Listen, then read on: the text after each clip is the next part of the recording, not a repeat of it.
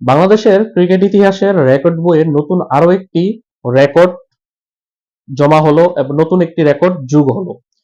অস্ট্রেলিয়াকে 2005 সালে কার্ডিফে বাংলাদেশ প্রথমবার আন্তর্জাতিক ম্যাচে হারিয়েছিল এবং প্রথম ওয়ানডে ম্যাচে হারিয়েছিল। তার 21 বছর পর আজ 2026-এর 9 জুন বাংলাদেশ অস্ট্রেলিয়াকে মিরপুরে, যদিও এটা স্পিন পিচ ছিল না, একটা ব্যাটিং বান্ধব বা একটা স্পোর্টিং পিচ ছিল, এই পিচে তাদেরকে 86 রানে ডিএলএস মেথডে হারিয়েছে।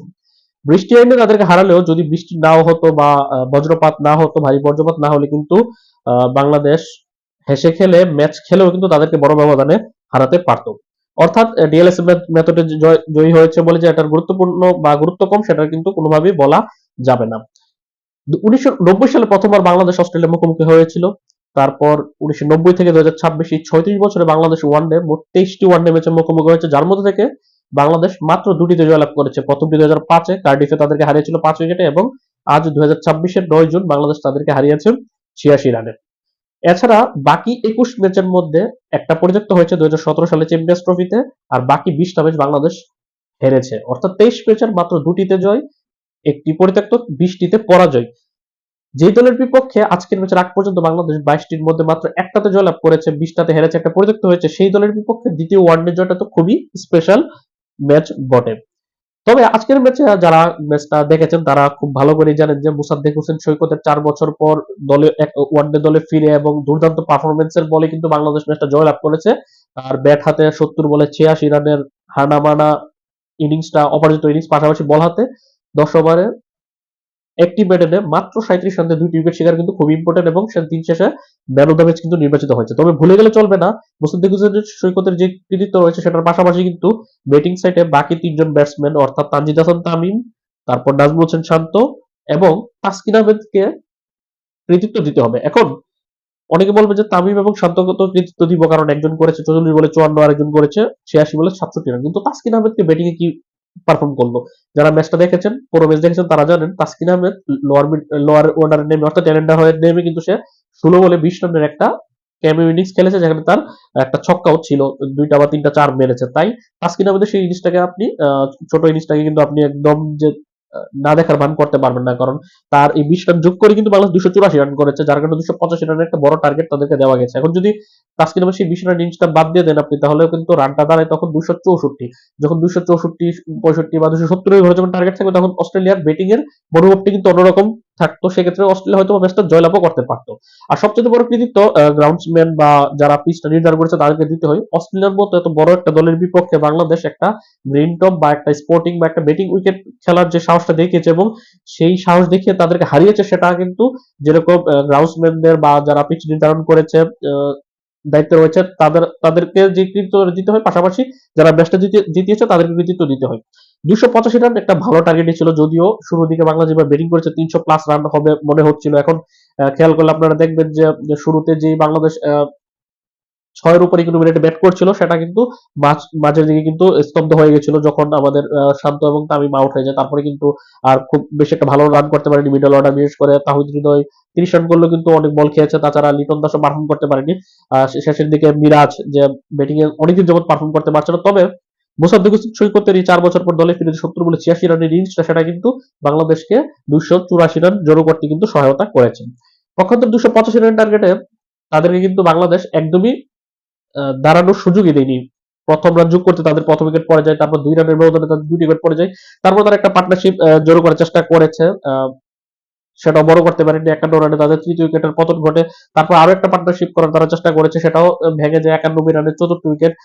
19 ওভারে 91 রান ছিল, মোটামুটি ভালো রান ছিল, 4 উইকেট গেলেও, কারণ অস্ট্রেলিয়া আমরা জানি যে টেলেন্ডারও ভালো ব্যাটিং করতে পারে। তবে 128 রানের মাথায় যখন তাদের পঞ্চম উইকেটের পতন ঘটে এবং 128 থেকে 140 রানের মধ্যে যখন পরপর 4টা উইকেট পড়ে যায়, 128 রানে পঞ্চম উইকেট, 135 রানে 6 নম্বর উইকেট, 137 রানে 8 নম্বর উইকেট এবং 140 রানে 137 রানে 7 নম্বর উইকেট এবং 140 রানে 8 নম্বর উইকেট, অর্থাৎ 13-14 রানের ব্যবধানে যখন 4টা উইকেট পড়ে যায়, তখন কিন্তু তাদের কিছু করার ছিল না এবং তারা সেখানেই ম্যাচটা হেরে গেছে। তারপর 156 রানের নবম উইকেট, এবং নবম উইকেটের পর যদিও শেষ দিকে তারা 35 রানের একটা পার্টনারশিপ করেছিল ক্যামেরন গ্রিন এবং টেলেন্ডার যে ব্যাটসম্যান ছিল 11তম ব্যাটসম্যান, 10ম উইকেটে তাদের 35 রানের পার্টনারশিপ, সেটা কিন্তু বজ্রপাতে হানা দেয়, যার কারণে তারা আর ব্যাট করার সুযোগ পায়নি। আর যদি তারা ব্যাট করার সুযোগ হবে, তো তারা কিন্তু এই ম্যাচ জয় করা তাদের কোনোভাবেই সম্ভব ছিল না, কারণ 42 1.2 ওভারে যখন তাদের 151 রানে 4 উইকেটে যখন ইনিংসটা শেষ হয়ে যায়, অর্থাৎ বজ্রপাতের কারণে খেলাটা বন্ধ হয়ে যায়, তারপর তাদের দরকার ছিল 46 বলে 94 রানের।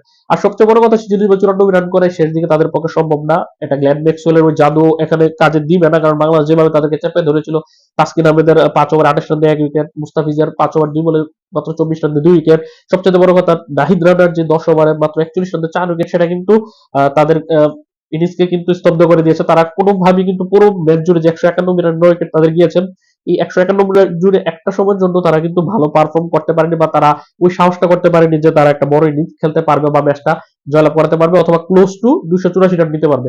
একটা সময়ের জন্য মনে হয়নি যে তারা এখন 250 প্লাস করতে পারবে, যার কারণে তাদের শেষ দিকে যে 35 রানের ইনিংসটা, সেটা আসলে কোনো কাজে আসলে আসেও নি। তবে যদি ম্যাচটা শেষ হতো, হয়তো নাহিদ রানার যদিও সে 10 ওভারে কোটা পূর্ণ করেছে, ম্যাচটা যদি শেষ হতো হয়তো আমরা তাদেরকে অল আউট করতে পারতাম, তাহলে রেকর্ড বইয়ে লেখা থাকতো যে আমরা তাদেরকে অল আউট করেছি। এখানে বৃষ্টি এনে 86 রানে বাংলাদেশ ম্যাচটা জিতেছে, কারণ 1 ঘন্টা ম্যাচটা বন্ধ ছিল, যার কারণে কিন্তু আমরা 86 রানে ম্যাচটা জিতেছি। এখন ব্যাটিং এর কৃতিত্ব তো দিলাম তামিম, শান্ত, তাসকিন এবং মুসাদ্দেককে। বোলিং এর কৃতিত্ব দিতে হয় নাহিদ রানার 41 রানে 4 উইকেট, মুসাদ্দেকের 10 ওভার একটা মেডেনের মাত্র 37 রানে 2 উইকেট, এটা খুব ইম্পর্টেন্ট ছিল। তাসকিনের 1 উইকেট, মুস্তাফিজের 2 উইকেট ইম্পর্টেন্ট ছিল। এখন ওভারঅল সবকিছু মিলিয়ে বাংলাদেশের যে 21 বছর পর ওয়ানডে জয়, যারা 2005 সালে সেই কার্ডিফের ম্যাচটা দেখেছেন, তারা ভালোভাবে রিলেট করতে পারবেন যে বাংলাদেশ যে ওই ম্যাচে বাংলাদেশের স্টার পারফর্মার ছিল আশরাফুল, যে 101 বলে 100 রান করেছিল। তার বদৌলতে কিন্তু বাংলাদেশ ম্যাচটা জিতেছে, 5 উইকেটের ম্যাচটা বাংলাদেশ জিতেছিল। তার 21 বছর পর, অর্থাৎ 21টা বছর সময় লেগেছে বাংলাদেশ তাদেরকে দ্বিতীয় ওয়ানডে ম্যাচ হারাতে।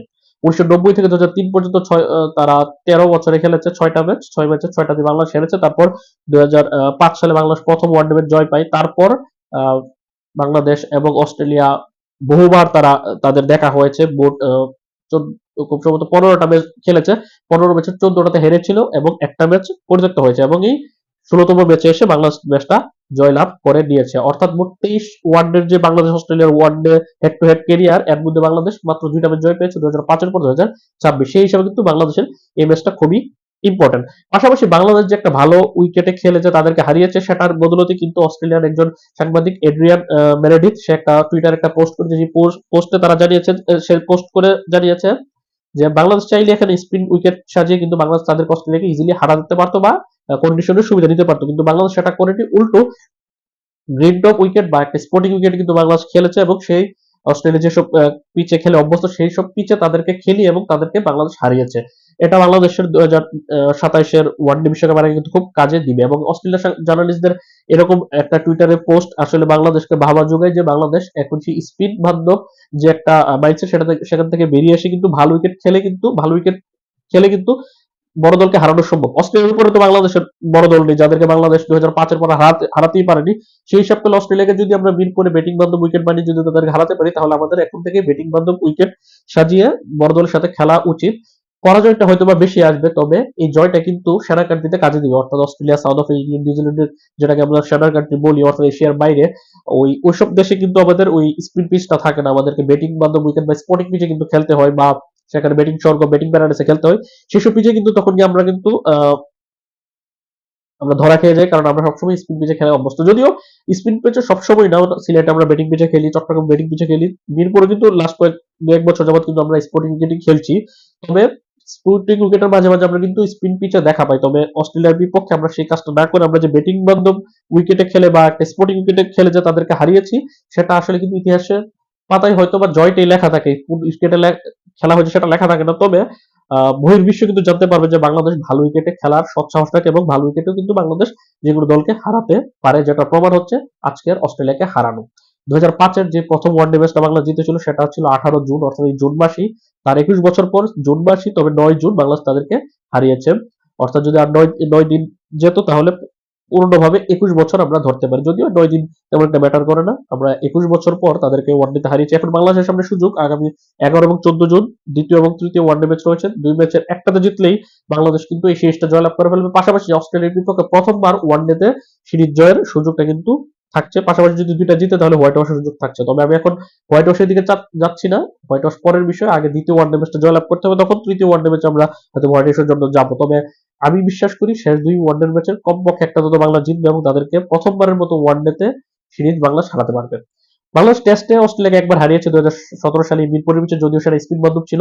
2021-এ করোনার সময় কিন্তু এক সপ্তাহের ব্যবধানে 5টা টি-টোয়েন্টি ম্যাচে বাংলাদেশ খেলেছে অস্ট্রেলিয়ার বিপক্ষে মিরপুরে, যেখানে 4-1 বাংলাদেশ টি-টোয়েন্টি তাদেরকে হারিয়েছিল। যদিও সেটা কিন্তু অনেক সমালোচিত হয়েছিল স্পিন পিচ হওয়াতে।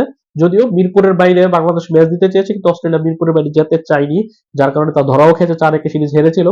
তবে অস্ট্রেলিয়াকে ওই 4-1 সিরিজ হারানো থেকে কিন্তু এই মিরপুরে সেন্ট মার্কে কিন্তু বাংলাদেশ অস্ট্রেলিয়াকে যে একটা স্পোর্টিং পিচে হারিয়েছে, সেটার কৃতিত্ব বেশি। আর 21 বছরের পরের যেহেতু ম্যাচটা জিতেছে, সেটার তো একটা আলাদা একটা গুরুত্ব রয়েছে।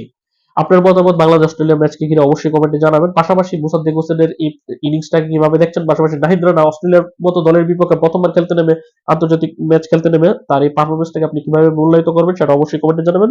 আর চ্যানেলে নতুন হয়ে থাকলে চ্যানেলটি সাবস্ক্রাইব করবেন, লাইক কমেন্ট করে শেয়ার করে চ্যানেলের পাশে থাকবেন, এবং কি কি বিষয় নিয়ে আমি ভিডিও করতে পারি সেই মতামত অবশ্যই কমেন্টে জানাবেন। আল্লাহ হাফেজ।